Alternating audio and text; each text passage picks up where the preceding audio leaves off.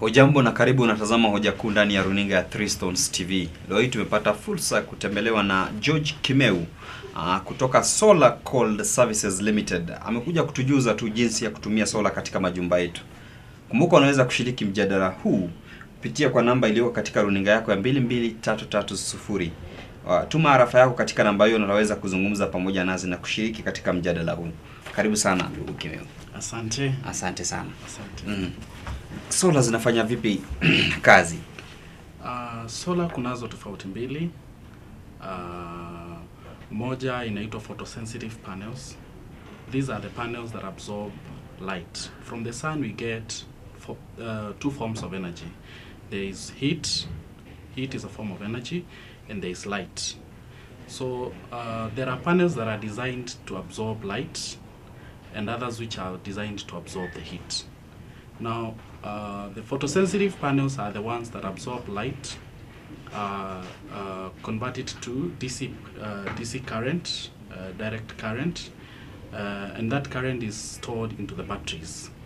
Now, from the batteries, using the inverter, you can either use the energy from the batteries directly to a DC appliance. Kuna bulbs ambazo huwa zinatumia DC current. Na pia hata TV, unakumbuka ile Great Wall ya zamani. Ile kitambo ilikuwa imefura nyuma kidogo. Ile ilikuwa imefura nyuma kidogo. So na pia kuna kama uko na AC appliance kama tuseme the common bulbs, the common TVs, you use an inverter which converts that direct current to alternating current, and that can be used in any AC appliance. That is the photosensitive panels. Now, coming back to the panels that absorb heat, these ones we call them the thermosensitive panels. Thermosensitive panels absorb the heat from the sun.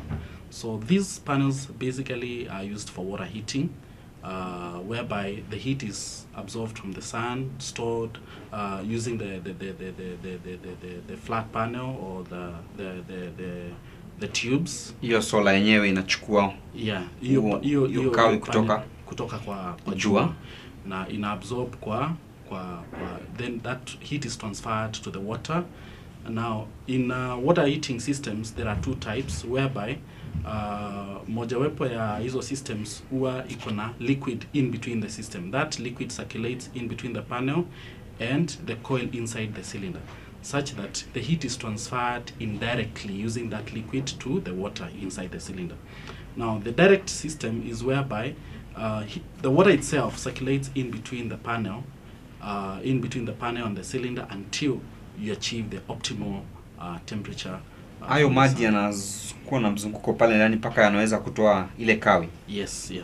Of course, the boiling point of water is 100 degrees Celsius, but because of other challenges, you may get up to 95 to 96% efficiency of the system. Yes. Na pia kutegemea na the size of the system, circulation sio wakati wote huwa you remember the physics of hot water goes up. So most domestic systems we use just gravity system to circulate, because hii panel iko chini na cylinder iko juu. So that water circulates, ile maji imekuwa moto and kwa panel inakuwa stored inside the cylinder. So that circulation goes on and on and on until almost the water inside the cylinder and the panel hakuna tofauti sana ya temperature. So now if the system is big like the systems we install in hotels, dormitories, hostels, things like that, those systems we use a circulation pump. Now that one is controlled by a control unit which senses a temperature difference between the panel and the cylinder so that it can trigger circulation. At night, of course, you don't expect that there will be heat. So that pump will not be on at night. That circulation is relied on by the control unit that senses the temperature difference between the panel and the cylinder to trigger circulation. Yes. Kweli kabisa. Na kuna umuhimu gani wa kutumia solar panel kando na kutumia stima ambayo tunatumia katika majumba yetu? Manufaa ni mengi ya kutumia solar compared to using electricity. Kutumia stima. Yes. Number one, when you're using electricity, kama ile ambayo iko provided by the Kenya Power. At the end of the month, you'll have to pay bills. You know, at the end of the month, you know, lazima nitalipa bili yangu ya stima. And it may look not that much, maybe 1,000, depending on others 10,000, others even 20,000. It may not look so much compared to installing a solar system. But in the long run, you know, you need light at night. You need light for for your children to study at night. Schools will need light for their students. You'll also need light for yourself to work maybe in the evening, for your TV and all that. So once you put up a solar system, there's very little maintenance that is required. Kwa sababu, like the water heating systems, once you put in on the system, it assures you of hot water from the sun. You don't need to use power to heat water. So hiyo ni manufaa moja kwamba no concurrent bills and all that. Manufaa ya pili ni kwamba we are all going green in the world. The issues of global warming and all that. Kweli kabisa. So you look at the way we generate electricity in this country is out of hydro. Mostly is out of hydro. We just commissioned a thermal plant, geothermal plant in Naivasha, but mostly what we use is water. Now look at the way the weather patterns are changing. We are not very sure of when to expect rains or what amount of rain to expect. So you find that in the long run, global warming, with the way things are going, is becoming a challenge to generate electricity through from the water. So, and in line with the same, when you do a solar system, that is green energy. You're not relying on sources, on fuels that you know, extract fumes into the space, like the way the carbon dioxide emissions and all that, which is also contributing to global warming effects. So solar is green. It's the way to go. You can compare it with other forms of generating power. Yeah. Okay. Swala la gharama. Chukulia kwa mfano. Naishi kwa mfano na kwangu naishi. Kule kwangu nakoishi. Nimejenga nyumba pale. Kuna hayo masuala yote ambao umeweza kuzungumzia. Watoto wanahitaji stima, watoto kusoma, nahitaji kufanya masuala yangu, nahitaji kwenye runinga, nahitaji ile kufanya zile kazi zangu za pale ndani, nahitaji kiwango cha stima. Nikienda kwa mfano kwenda Kenya Power kuweka stima, nitatumia kiwango fulani cha pesa kwa mfano. Yes. Wanasema ni 35,000 hivi. Correct. Na kuweka solar installation. Unahisi kwamba gharama iko, kuna vile viwango vya gharama ambavyo vya kiasi kia haja? Asante sana kwa hilo swali. Now what I would mention here is that solar, sasa we have a product for every category of individual or institution. Kuna vile viwango ambavyo vipo kwenye, kwa sababu our needs are different depending on our category. Kuna mama mboga pale ambaye anahitaji just a light. Akona duka yake ni jioni na anataka tu light aweze kuuza. So there are the solar kitties which are very affordable to mama mboga, kwamba we are satisfying the need for light for that category or that market. Fanya hiyo kazi pale. Afanye ile kazi. Kwa mfano kama nyumba yako, pengine uko na TV, uko na sockets, you need fridge pale. Uko na fridge pale which requires to be on.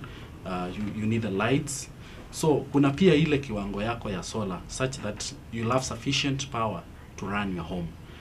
Kuna pia institution ambayo pengine it's in a remote area, like just the other day we commissioned some systems in Wajir. Wajir is not connected to the national grid. They have a local grid which generates power using a generator, you know, a diesel generator. So you find that most remote areas will require solar, maybe for their fridges, maybe for their homes and things like that. So the larger the institution, of course, it's expected the higher the power requirement. So here we have that, we have a system for them this will be our commercial system. So basically, solar is not a miracle anymore. We have a product for every kila depending on the need. Kwa sababu kwa hivyo viwango ambavyo umeweza kuweka ni sasa ni jukumu la yule ambaye anahitaji hiyo stima kujua ni kiwango gani ambacho anahitaji na kujua ni kipi cha kufanya. Definitely. Solar sio kama tuseme kwa mfano simu ama gari. Solar tukiinstall ama tukikupa our products, we have to identify the need. How much power do you require? What is it that you need to power in your house? So from that now we realize the category that we need to. We realize we estimate the maybe the number of panels or the number of batteries that you require. If it's a photovoltaic system, if it's water heating, ni watu wangapi wanaishi kwa hiyo nyumba, ndio tuweze kujua kiwango cha system itakayotumika hapo ndani. Yes. Kufanya installation ya kuweka hii nini, tofauti yako iko wapi kati ya wewe mtu binafsi na wale wanakandarasi ama contractors ambao wanafanya hii kazi? That's a good question. Number one, let me give you an example of the solar water heating system.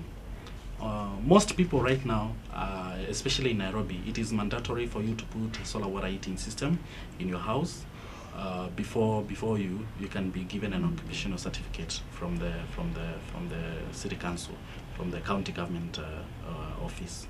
Now you find that kuna nyumba zingine ambazo unaona cylinder kule juu na panel, that does not look very nice.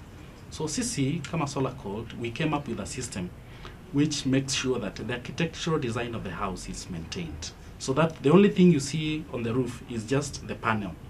Now the panel, ukiwa mbali sana huwezi ona, and then we make sure that that panel marries very well with the roof. So the cylinder we install it inside.